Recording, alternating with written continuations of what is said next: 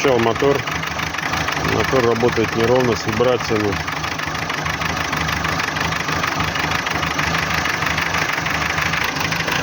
Идет посторонний шум. Это не гидрокомпенсаторы, здесь их нет. Успел залезть, посмотреть клапанную крышку. Все пружины на месте, клапана работают. Зазоры в норме. Проверил компрессию. Компрессию показывает больше 12 единиц. Такое ощущение, что это масляная компрессия. После появления этого стука появилась нестабильная работа двигателя и потеря мощности. Будем снимать поддон.